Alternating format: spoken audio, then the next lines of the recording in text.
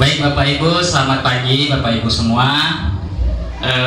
Pada pagi hari ini saya mengucapkan terima kasih kepada Bapak Ibu karena sudah meluangkan waktu untuk mengikuti kegiatan ini, kegiatan cerita praktik baik yang saya lakukan.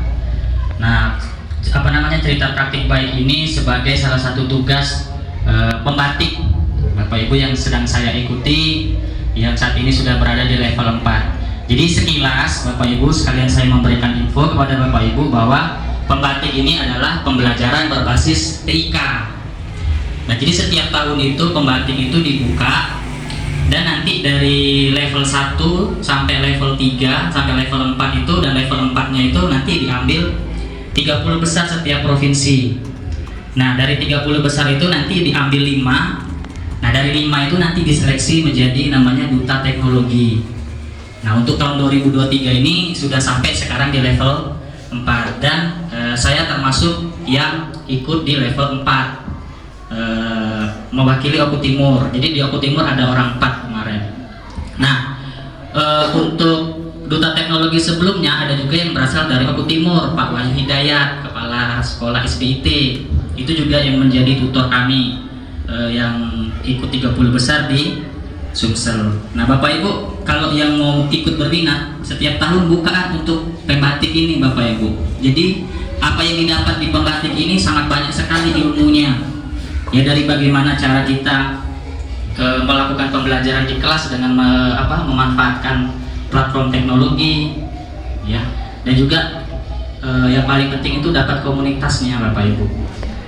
Nah, nanti di sini saya akan berbagi sedikit Bapak Ibu, minta waktunya mengenai cerita praktik baik saya dalam melakukan pembelajaran di kelas. Di sini judulnya optimalisasi pembelajaran Ampera, aktif mandiri peraih juara dengan menerapkan model pembelajaran problem based learning memanfaatkan platform Merdeka Mengajar.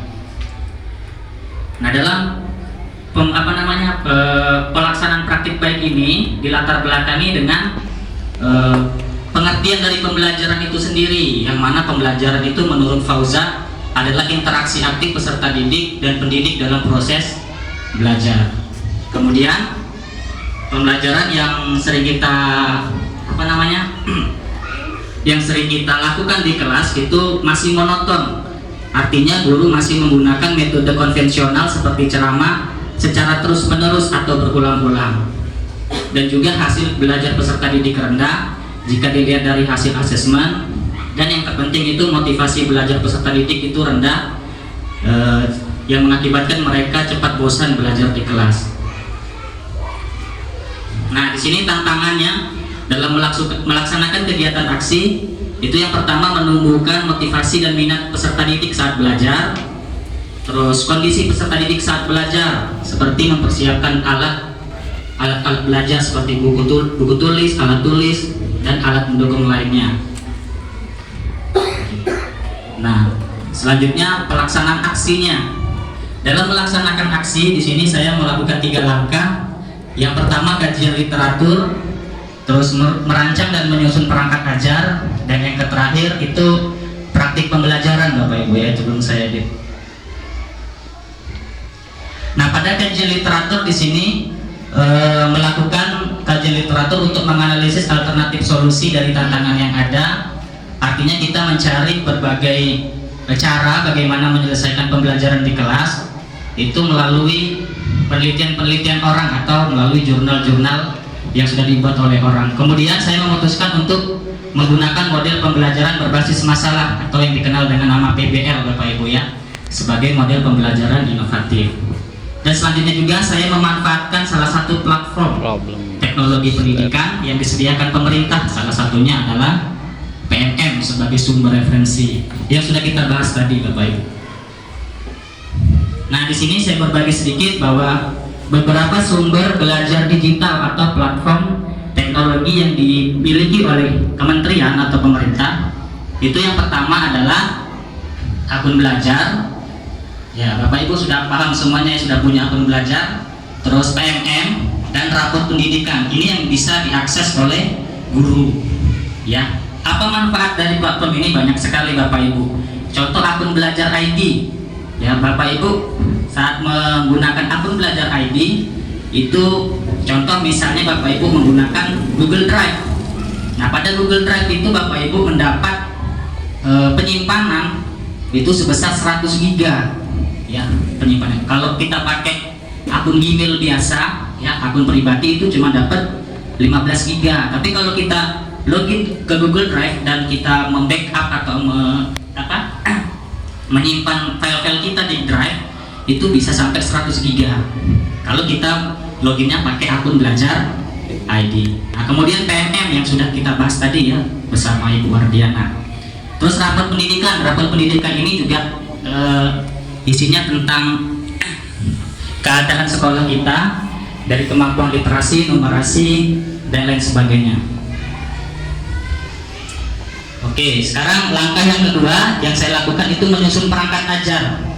Nah, bagaimana saya menyusun perangkat ajar? Yaitu memanfaatkan fitur yang ada pada PMM. Seperti tadi yang sudah dijelaskan oleh Ibu Wardiana, kita mengambil dari fitur namanya perangkat ajar dan juga bisa dari bukti karya Bapak Ibu ya. Jadi di bukti karya itu juga ada yang namanya modul ajar, ada juga yang bahan ajar, dan juga menggunakan platform digital lain yaitu Quizzes ya Bapak Ibu sebagai medianya. Nah, ini ada beberapa tampilan fitur dari perangkat ajar seperti yang tadi sudah ditampilkan. Terus bukti karya ini banyak Bapak Ibu ya. Bapak Ibu mau cari bahan ajar, LKPD, media pembelajaran juga tersedia di situ. Nah, di sini salah satu media yang saya pakai, yang saya kembangkan ketika saya ikut pembatik kemarin level 3. Nah, langkah selanjutnya itu praktik pembelajaran. Nah, dalam praktik pembelajaran ini saya menerapkan model pembelajaran berbasis masalah, yang mana ada 5 langkah atau 5 sintak Bapak Ibu ya. Sintak yang pertama itu nanti 5 langkah itu diterapkan dalam kegiatan inti. Nah, pada kegiatan pembukaan seperti biasa Bapak Ibu sudah tahu semua, kita mengajak peserta didik untuk berdoa, mengabsen, dan memberi semangat dan motivasi Bapak Ibu ya.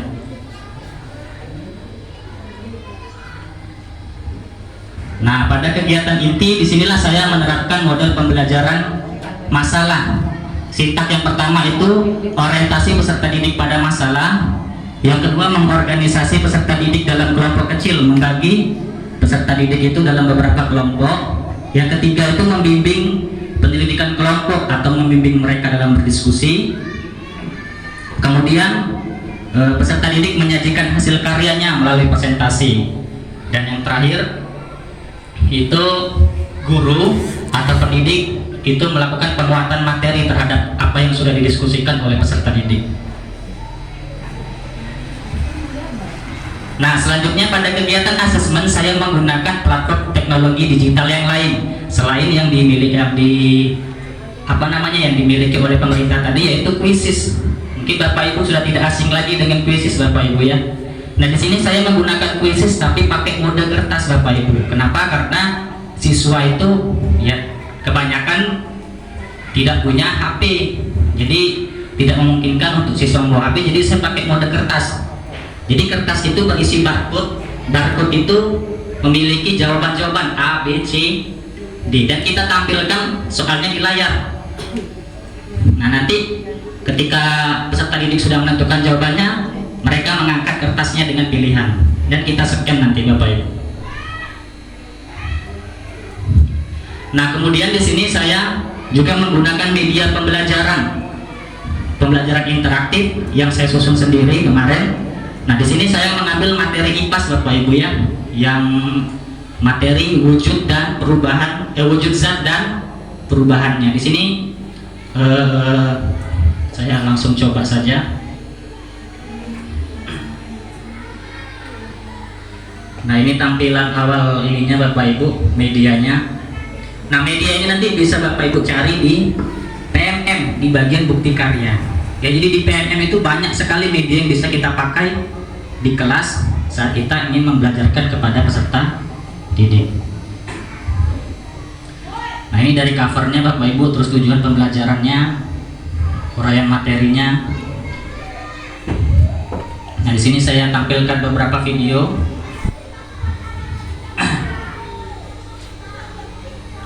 Nah, yang terpenting di sini bagian latihannya di sini Bapak Ibu. Nah, pada latihan di sini saya membuat sedikit bukan games ya, tapi permainan drag and drop. Jadi menarik dan memasangkan. Di sini saya tampilkan beberapa benda. Nanti peserta didik disuruh menentukan yang mana termasuk zat padat, yang mana termasuk zat cair, yang mana termasuk zat gas. Kalau kita langsung tanya ke peserta didik, mungkin mereka sudah tahu. Tapi kalau kita buat seperti ya permainan sederhana seperti ini Bapak ya, jadi bisa digerak, dimasukkan nih misalnya.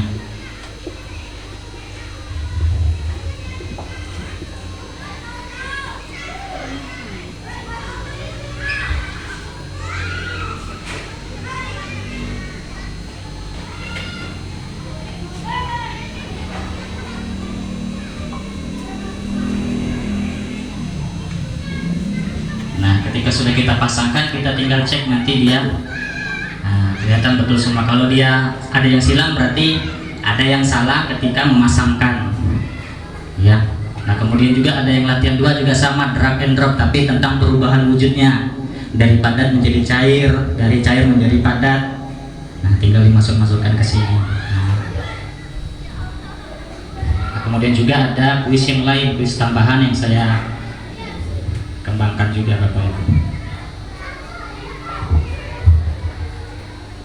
Nah, jadi dari media ini ya kita tentu masalahnya kadang gimana anak-anak kan tidak bisa punya perangkat HP atau laptop seperti itu Bapak Ibu.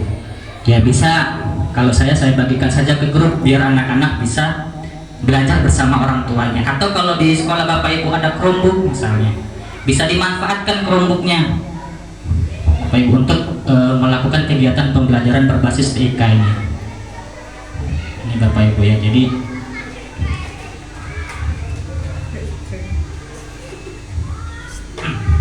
nah media ini tadi sudah saya upload di PMM di bagian bukti karya.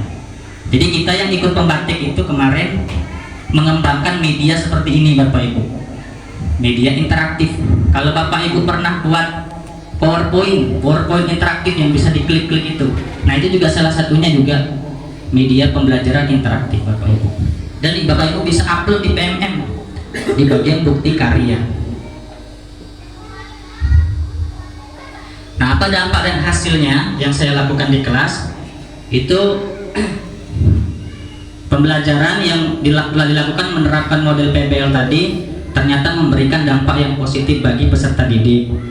Kemudian respon peserta didik juga baik, mereka merasa bahagia ketika belajar.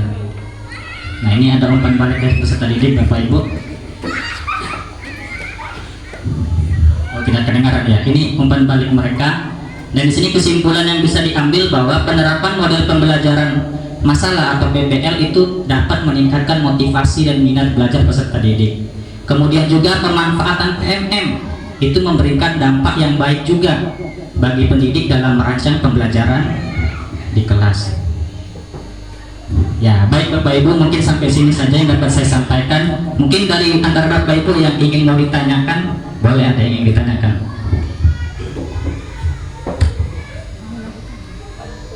Oh ya, silakan Pak Yuda. Pak Yudi. Oh, Pak Yudi. Bertanya Pak, yang membuat kuis atau soal untuk asesmen siswa itu menggunakan aplikasi apa ya Pak? Sebelum diupload di karya. Oke. Tadi di sini saya memanfaatkan platform Quizzes. Nah, Quizzes ini bukan punya pemerintah Bapak Ibu ya. Jadi Quizzes ini hanya digunakan sebagai media saja. Yang disarankan itu kita memanfaatkan platform yang disediakan pemerintah tadi yang ini tadi. Ya. Nah, jadi di PMM itu banyak sekali bukti karya. Bukti karya itu karya yang dibuat orang yang diupload di PMM. Banyak Bapak Ibu bisa cari bahan ajar atau media yang seperti tadi. Nah, ketika kita mau memberikan soal, tentu buat soalnya dulu kan. Nah, soalnya itu juga saya ambil beberapa dari PMM. Nah, saya membuat soalnya itu menggunakan aplikasi Quizzes. Jadi buatnya di Quizzes itulah Bapak Ibu. Nah, otomatis kan nanti kita bagikan ke siswa. Nah, ketika saya membagikan siswa, Ya, saya menggunakan pakai mode kertas ini tadi. Jadi siswa hanya melihat soal dan mereka menjawab dengan mengangkat kertas gitu. Mungkin Bapak Ibu sudah pernah ya tahu ya yang mode kertas ya. Jadi kalau misalnya mereka angkat seperti ini, kode yang terbaca A, berarti nanti di layar tampil ya jawabannya A. Itu Pak. Yang muncul dia juga tadi. Gimana? Yang muncul dia juga tadi pakai quiz. Oh, kalau yang ini tadi ya. Kalau yang ini saya menggunakan namanya aplikasi Lumi Bapak Ibu ya. Lumi for Education. Bisa diakses lewat internet, langsung ketik saja Lumi. Nah, Bapak Ibu bisa rancang sendiri nanti. Ini bentuknya seperti buku Bapak Ibu ya. Nah, ini kan seperti buku. Nah, atau juga banyak aplikasi lain seperti SAC ya, Smart App apa itu kreator. Nah, di SAC itu nanti Bapak Ibu bisa buat aplikasi berbasis Android ya, kalau Bapak Ibu mau. Jadi Bapak Ibu bisa bagikan ke peserta didiknya. Kan peserta didik rata-rata aplikasi HP-nya itu HP Android. Itu bisa pakai aplikasi SAC atau juga aplikasi Articulate Storyline AS ya Bapak Ibu ya. Nah, semua ini yang saya dapatkan itu di Pembatik ini tadi Bapak Ibu. Jadi banyak sekali ilmu yang didapat dengan mengikuti kegiatan Pembatik ini Bapak Ibu. Gini tuh Pak. Lagi Bapak Ibu yang mau ditanyakan?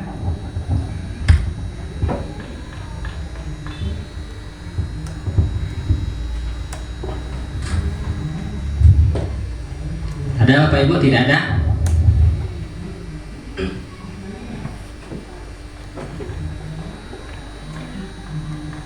Ya baik, kalau tidak ada Bapak Ibu, terima kasih atas kesempatannya, atas kerjasamanya Bapak Ibu dalam meluangkan waktu. Saya akhiri, selamat pagi untuk kita semua.